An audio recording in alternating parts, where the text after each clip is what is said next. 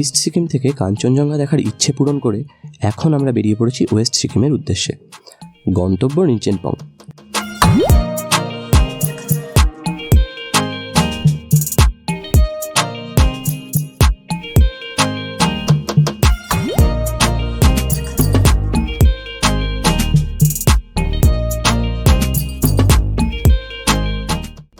লুংচক থেকে প্রথমে যেতে হবে সাউথ সিকিম, তারপর সেখান থেকে রিঞ্চেনপং। সময় লাগবে 4.5 থেকে 5 ঘন্টা মতো।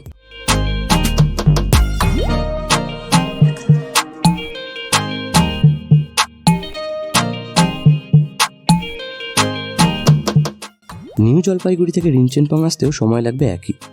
গাড়ি ভাড়া পড়বে 4.5 থেকে 5,000 টাকা। পথে পড়বে বেশ কিছু ছোট বড় পাহাড়ি জনপদ আর ভিউ পয়েন্ট।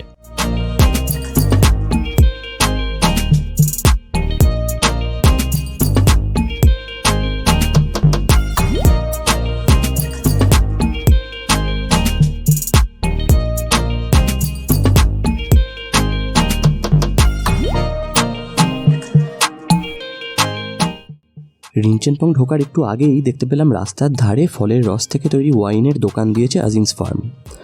আজ ফার্ম বন্ধ, ফার্মের সবাই এখানেই উপস্থিত। টেস্ট করার জন্য ছোট্ট দুটো ওয়াইনের বোতল নিয়ে নিলাম। কালকে ফার্ম খোলা থাকবে, ঠিক হলো কালকে আমরা ফার্মে যাব।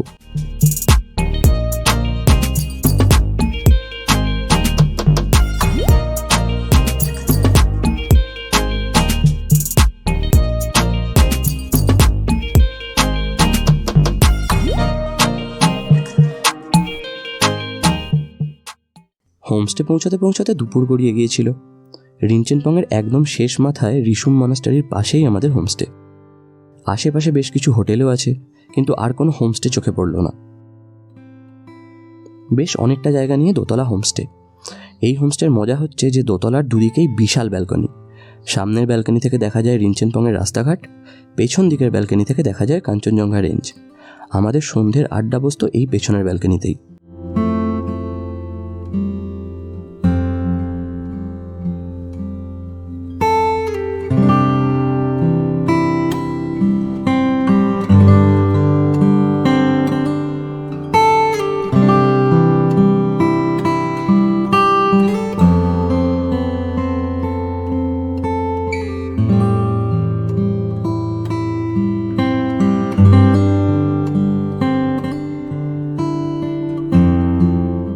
এখানে থাকার খরচ মাথা পিছু 1100 টাকা প্রতিদিন। তার মধ্যেই থাকবে ব্রেকফাস্ট, লাঞ্চ, সন্ধ্যের জলখাবার এবং ডিনার। সাধারণত দুপুরে ডিম এবং রাতে চিকেন দেওয়া হয়, তবে আগে থেকে বলে রাখলে পর্ক কারি বা ব্রেকফাস্টে পর্ক মোমো পাওয়া যাবে।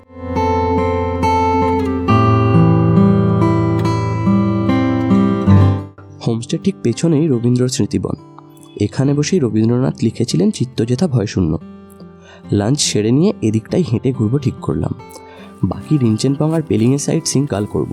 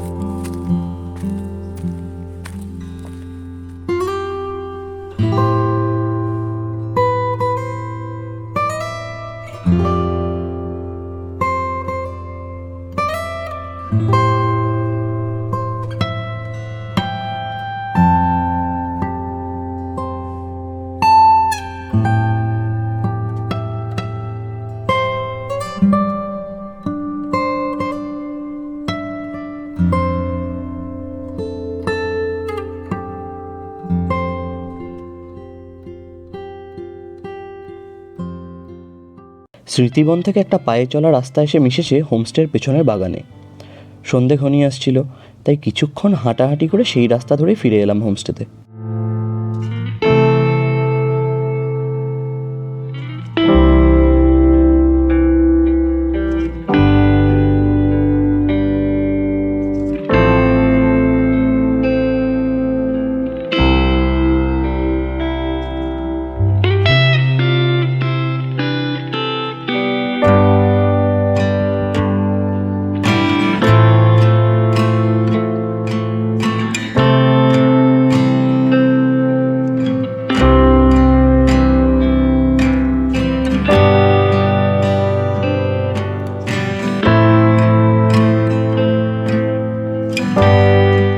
স্মৃতিবন ঘুরে এসে ব্যালকনিতে বসতে না বসতেই চা আর পকোড়া চলে এলো।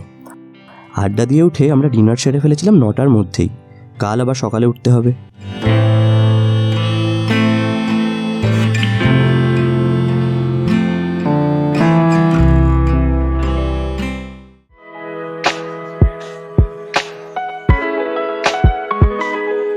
সকালটা শুরু হলো হোমস্টের বারান্দা থেকে কাঞ্চনজঙ্ঘা দেখে।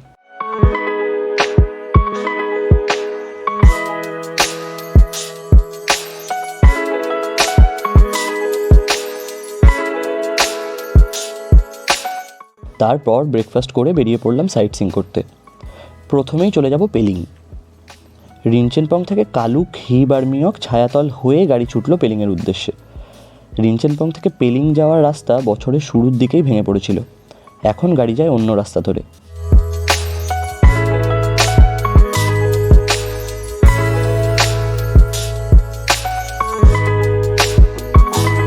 যারা এর আগের মানখিম আর লুংচকের ভিডিও দেখেছেন তারা জানেন যে এই পুরো ট্রিপটাতেই আমাদের গাড়ির দায়িত্বে ছিলেন নবীনজি। ওনার বাড়ি রিনচেনপংয়েই।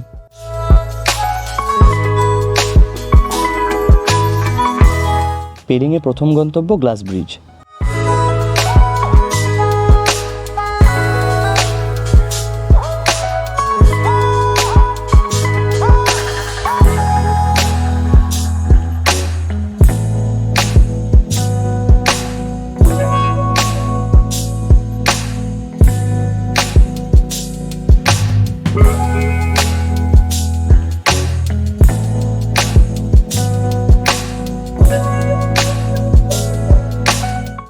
গ্লাস ব্রিজ থেকে পরিষ্কার দেখা যায় কাঞ্চনজঙ্ঘা এবং তার পাশেই পাহাড় চূড়ায় বুদ্ধ স্ট্যাচু।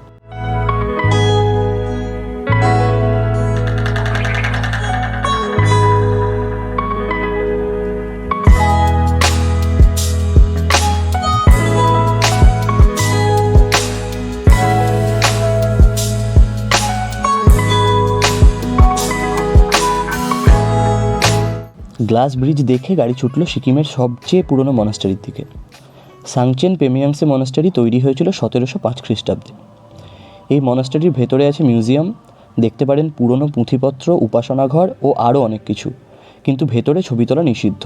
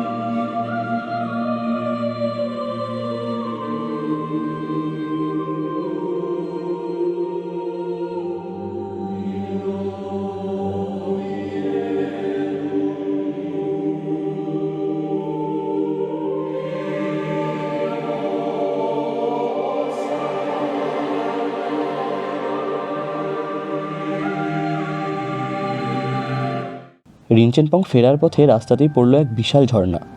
আমাদের গাড়ির চালক বললেন এর নাম ছাঙ্গে ফলস, তবে এই ছাঙ্গে ফলস আর লাভার ছাঙ্গে ফলস দুটো আলাদা।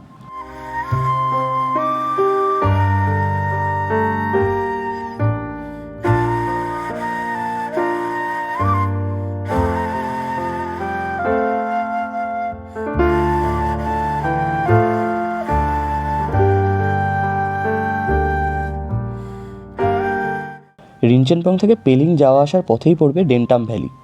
চাইলে ভ্যালিতে নেমেও দেখতে পারেন, অথবা ভ্যালি পেরিয়ে এসে উল্টো দিকের পাহাড়ে দাঁড়িয়েও উপভোগ করতে পারেন এর সৌন্দর্য।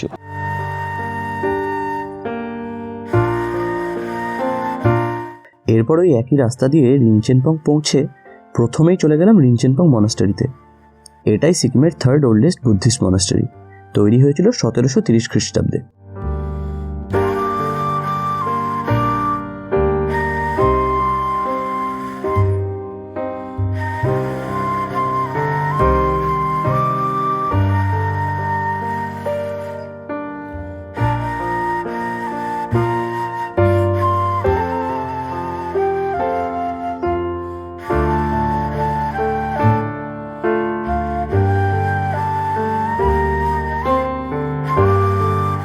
মনাস্টারি দেখে বেরিয়ে পড়লাম পয়জন লেক দেখতে। সময় লাগলো মিনিট 5। শোনা যায় এই লেকের জলেই গাছগাছরা থেকে তৈরি বিষ মিশিয়ে ব্রিটিশদের জব্দ করেছিলেন গ্রামবাসীরা।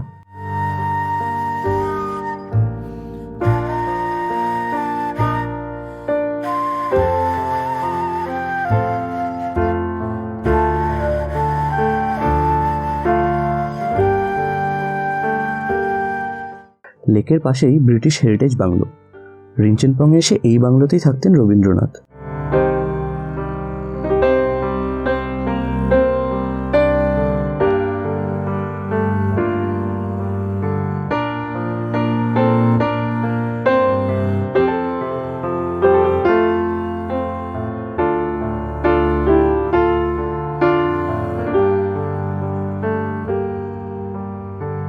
অনেক কথা হয়েছে, আজ অনেক গল্প করেছি, তবে যাই, আমি যেতে হবে।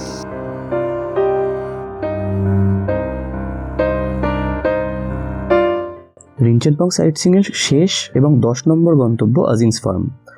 আজিংস ফার্ম ঘুরতে গেলে কিন্তু প্রচুর সিঁড়ি ভাঙার জন্য প্রস্তুত হয়ে আসাই ভালো। কারোর পায়ে বা হাঁটুতে অসুবিধা থাকলে অথবা বয়স্কদের কিন্তু বেশ অসুবিধা হতে পারে।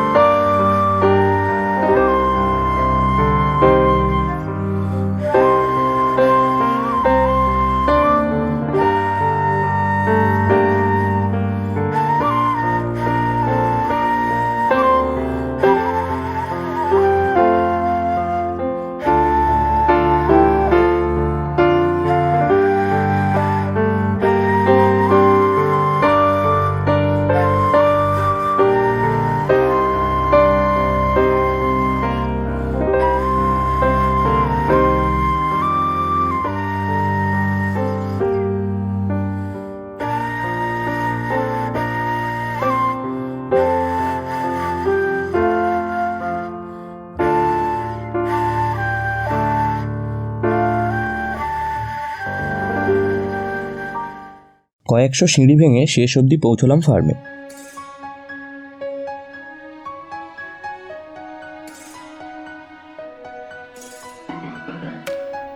এখান থেকে ওয়াইন টেস্ট করে ওয়াইন নেওয়া যায়, আমরাও নিয়ে নিলাম। তবে ওয়াইনে অ্যালকোহলের পরিমাণ খুবই কম, প্রায় নেই বললেই চলে। নবীনজি হেসে এগুলোকে ফ্রুট জুস বলেছিলেন। ये हर एक जो है वाइन कितना साल अभी तक, अभी का जो हम टेस्ट कर रहे हैं कितना साल पुराना है?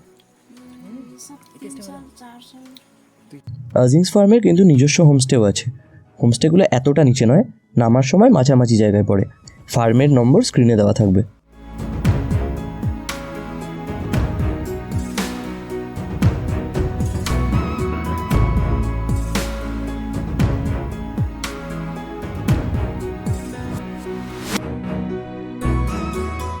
আজিংস ফার্ম থেকে ফিরে আমরা আরও একবার বেরিয়ে পড়লাম স্মৃতিবনের রাস্তায়।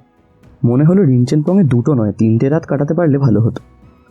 রিসুম মনাস্টারিতে যে কাজ চলছে তা তো আগেই দেখেছেন, ওটা না হয় তোলা থাক পরের বারের জন্য, ফিরে আসার এক্সকিউজ হিসেবে।